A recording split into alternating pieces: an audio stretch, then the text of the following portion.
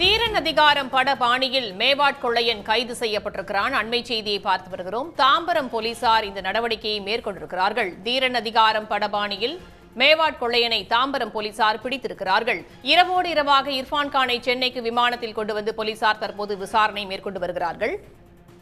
இது பற்றிய கூடுதல் தகவல்களோடு இணைகிறார் செய்தியாளர் ஜெய்சங்கர். ஜெய்சங்கர், விவரங்களை சொல்லலாம். சென்னை குரோம்பேட்டையில் உள்ள ஒரு மொபைல் கடை மற்றும் துணிக்கடை ஜிஎஸ்டி சாலையிலே உள்ள இந்த கடையில் கடந்த மார்ச் மாதம் திடீரென பின்பக்கம் துளையிட்டு அதில் உள்ள 56 செல்போன்கள் மற்றும் துணிமணிகள், கல்லாவில் இருந்த பணங்கள் உள்பட ஒரு 15 லட்சம் ரூபாய் மதிப்புள்ள பொருட்கள் கொள்ளை போயின. இதன் சம்பந்தமாக குரோம்பேட்டை குற்றப்பிரிவில் வழக்கு பதிவு செய்து அங்குள்ள சிசிடிவி ஆதாரங்கள் மற்றும் கைரேகை உள்ளிட்ட தடயங்களை சேகரித்து அவர்கள் வழக்கு பதிவு செய்து விசாரணை செய்து வந்தனர். இந்த நிலையில் தான் அந்த பகுதியில் அந்த கொள்ளையன் பயன்படுத்திய செல்போன் எல்லாம் சுவிட்ச் ஆஃப் ஆனது.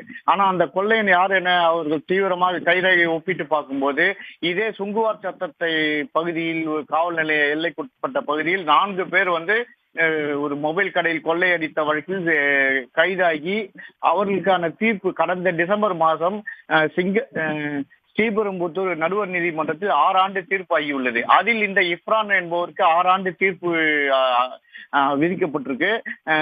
இந்த நிலையில் அந்த இர்ஃபான் மேல்முறையீடு செய்த நிலையில் அதிலிருந்து அவர்கள் ஜாமீனில் வெளியே வந்த நிலையில் அடுத்து 1 மாதத்துக்கு அப்புறம் இந்த குற்றத்தில் ஈடுபட்டு போலீசாருக்கு தெரிய வந்தது.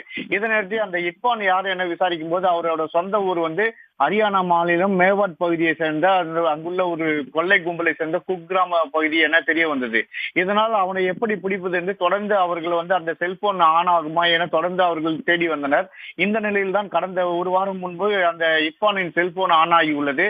இதனால் இந்த தாம்பரம் துணை ஆணையர் தனிப்படை போலீசார் முத்து சுப்பிரமணி அவர் தலைமையில் 2 குழுக்கள் ரயிலில் பயணம் செய்து ஹரியானா மாநிலம் சென்று அங்குள்ள அந்த பகுதியில் தொடர்ந்து முகாமிட்டு அவனை பிடிக்க முயற்சி பண்ணியிருந்தனர். இந்த நிலையில் நேற்று இரவு திடீரென துப்பாக்கி முனையில் அந்த இர்ஃபான் கானை அவர் சொந்த கிராமத்திலே வளைத்து பிடித்துள்ளனர்.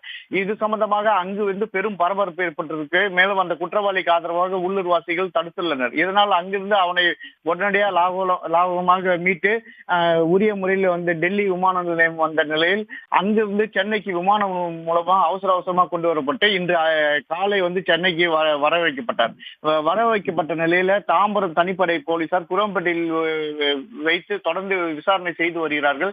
விசாரணையின் போது அவர்கள் அதில் இர்ஃபான் கானும் கூட மற்றொரு நபர் முகமது அலி ஆகிய 2 பேர் அந்த குற்ற சம்பவத்தில் ஈடுபட்டு தெரிய வந்தது. இவர்களிடம் ஒரு டேப் மற்றும் 5 செல்போன் மட்டுமே தற்போது பறிமுதல் செய்யப்பட்டுள்ளது.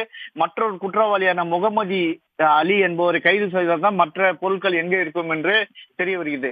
குறிப்பாக இந்த குற்ற வழக்கில் அந்த ஈடுபட்டுள்ள அந்த நபர் மேவாட் பகுதியை சேர்ந்த குற்றவாளி என்பது தெரிய வந்தது. ஏற்கனவே கேரளாவில் 2 ஏடிஎம்களை கொள்ளையடித்து விட்டு அந்த கண்டெய்னரில் பதுக்கி வைத்து அவர்கள் அந்த ஈரோடு பகுதியில் வரும்போது என்கவுண்டர் செய்யப்பட்ட நிலையில் அதே மார்க்கமாக கொள்ளையடிக்கும் இந்த கும்பலை சேர்ந்தவன் தான் இப்போது இந்த தனிப்படையினர் பிடித்து விசாரணை செய்து வருகிறார்கள். இதுதான் இந்த போலீஸ் மிகுந்த பரபரப்பை ஏற்படுத்தியுள்ளது. மேலும் இது சம்பந்தமாக அவர்கள் செய்த குற்ற சம்பவங்கள் மற்றும் அவர்களுடைய கும்பல் தமிழகத்தில் எங்கெங்கு உலாவி வருகிறார்கள் என்ற தொடர்ந்து அவர்களிடம் விசாரணை செய்து வருகிறார்கள். தகவல்களுக்கு நன்றி ஜெய்சங்கர். உடனுக்குடன் செய்திகளை தெரிந்து கொள்ள சன் நியூஸ் பெல் ஐகானை கிளிக் பண்ணுங்க.